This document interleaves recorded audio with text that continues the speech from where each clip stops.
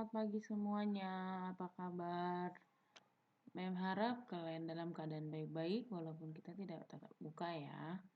Oke, ini seperti biasa, sebelum kita memulai segala aktivitas kita, mari kita awali dengan doa. Bapa kami di surga, Bapa yang baik, terima kasih untuk hari ini. Kami akan memulai pembelajaran kami, kiranya kasih Tuhan menolong kami untuk dapat kami mengerti pelajaran ini dan berkat pertolongan Tuhan menolong kami, menjadikan kami anak yang pintar dan berguna bagi kehidupan kami. Hapuskan segala dosa kami Tuhan, dalam nama Yesus kami berdoa. Amin. Oke, sebelum kita melanjutkan pembelajaran kita pada pagi ini, kita jangan lupa ya, kalian klik subscribe dan like-nya. Oke, kita akan melanjutkan pelajaran kita yang masih berhubungan dengan computational thinking. Adapun pelajaran ini adalah pengulangan dari 2 minggu yang lalu atau pelajaran yang sebelumnya. Oke, berpikir secara komputasional atau bahasa Inggrisnya computational thinking. Apa sih yang dimaksud dengan berpikir komputasional atau computational thinking? Yaitu penyelesaian persoalan yang lebih kompleks, ya, atau menyelesaikan permasalahan atau persoalan yang mengandung jejaring pola atau algoritmik atau algoritma. Inilah skema, ya, bagian dari garis besar materi yang kita pelajari. Ya, berpikir komputasional itu ada persoalan, lalu di masalah itu ada yang mengandung data, jejaring, pola sederhana, dan algoritma. Lalu apa sih berpikir komputasi itu? Berpikir komputasi atau berpikir komputasional adalah satu pendekatan yang kita lakukan dalam proses pengembangan aplikasi komputer. Ini kalau secara komputer ya. Akan tetapi berpikir komputasional itu juga tidak hanya untuk ilmu komputer. Bahkan disiplin ilmu yang lain seperti belajar humaniora, matematika, dan ilmu pengetahuan alam juga menerapkan pola pikir aplikasi atau pola pikir berpikir komputasional, ya. Apalagi kita yang hidup di zaman milenial atau di abad 21 ini, kita harus belajar untuk melatih pikiran kita terbiasa untuk berpikir logis, kreatif, dan terstruktur. Lalu, inilah definisi berpikir komputasi. Cara pemahaman yang logis, ya. Cara kita berpikir dengan cara yang logis dapat dipahami oleh manusia maupun komputer dan dapat kita integrasikan wawasan kita dengan kreativitas manusia, ya. Lalu, apa karakteristik orang yang berpikir komputasional atau ciri-ciri orang yang berpikir komputasional? Yang pertama, ya, berpikir komputasional itu dia memberikan sebuah solusi atau pemecahan masalah, baik menggunakan komputer maupun perangkat lain. Yang kedua, menghasilkan solusi atau pemecahan masalah, ya. Berpikir secara komputasional itu melakukan proses analisis dari data yang ada. Lalu ketiga, orang yang berpikir komputasional itu akan menyajikan data dengan menggunakan model, matematika, atau grafis. Lalu yang keempat, orang yang berpikir komputasional itu dapat menyelesaikannya lebih efisien dan efektif menggunakan langkah-langkah yang runut serta mudah dipahami oleh manusia maupun mesin. Dalam hal ini, kalau dia manusia berarti dia menggunakan komunikasi, kalau dia mesin dia akan menggunakan bahasa pemrograman. Lalu yang kelima, berpikir komputasional itu adalah sebuah proses generalisasi atau proses untuk berbagai masalah yang berbeda atau mencari hal-hal umum akan masalah-masalah yang berbeda. Lalu, inilah tahap dalam berpikir komputasional. Tahap yang pertama adalah tahap sensing problem. Tahap sensing problem ini adalah tahap mengenali masalah. Ya, tahap melakukan klasifikasi, membuat pertanyaan yang berkaitan dengan masalah, lalu mengumpulkan informasi yang sesuai, mengumpulkan data yang sesuai, meringkas informasi, kemudian mengartikan tujuan yang diinginkan dari masalah. Oke, tahapan yang berpikir komputasional yang kedua adalah defining problems. Tahap ini menggunakan informasi yang tadi telah didapatkan di sensing problem. Sekarang defining problem. Jadi informasi yang didapatkan dikumpulkan secara lengkap dan efektif, kemudian memecah masalahnya menjadi bagian yang lebih kecil untuk dicarikan solusinya. Jadi masalah yang tadi sudah ada diperkecil. Itu namanya tahap defining problem. Lalu tahap yang ketiga adalah deriving solution. Tahap melakukan pemeriksaan. Ya, pemeriksaan kemungkinan solusi atau pilihan yang akan kita buat dari setiap masalah yang sudah kita perkecil tadi. Lalu yang berikutnya atau yang keempat itu implementing solution. Ini tahap di mana kita memberikan solusi yang sesuai pada setiap masalah-masalah yang kita hadapi. Lalu ada yang kelima, evaluating outcome. Ya, ini tahap mengevaluasi. Jadi dari 4 tahap yang sudah kita lakukan, dari solusi-solusi yang kita gunakan, kita mengevaluasi. Kira-kira ini sudah tepat atau belum dengan solusi dari masalah yang kita hadapi. Oke, lalu kita akan lanjutkan dengan teknik dasar berpikir komputasional. Teknik dasar komputasional itu yang pertama, dia menggunakan teknik dekomposisi secara umum. Teknik dekomposisi secara umum ini adalah teknik yang digunakan untuk memecah masalah menjadi bagian-bagian yang lebih kecil.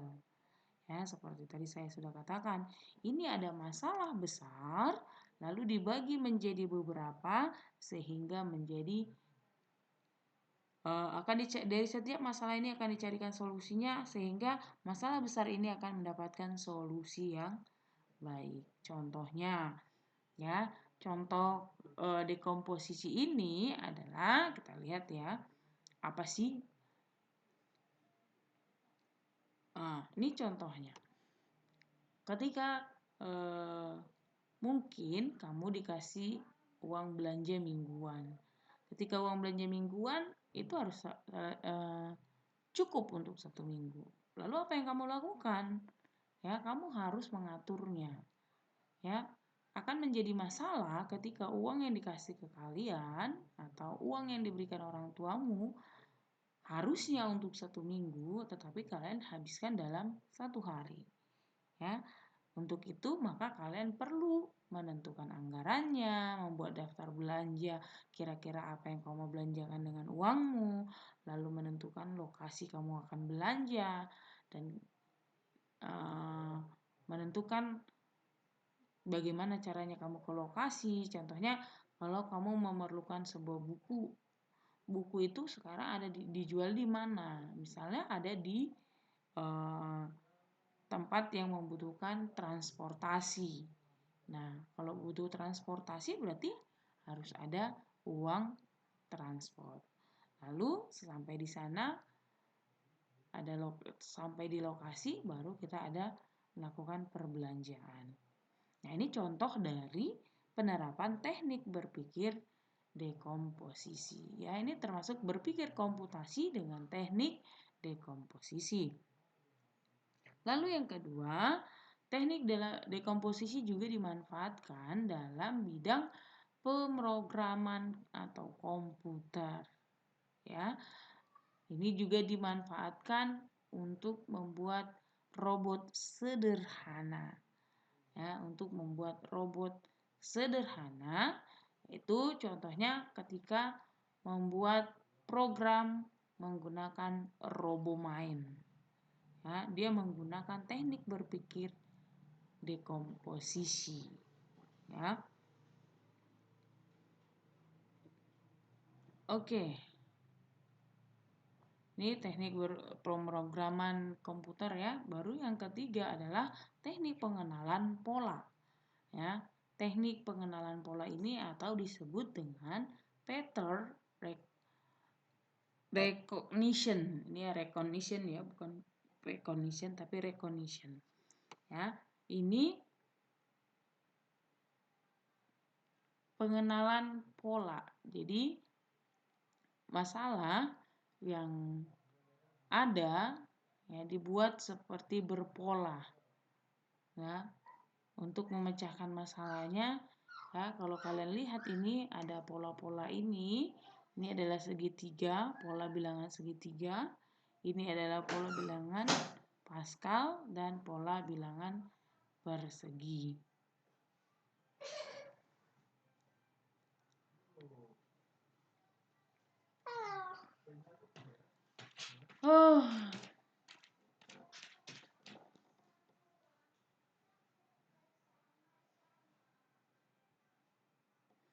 Oke, kita lanjut. Implementasi berpikir komputasional.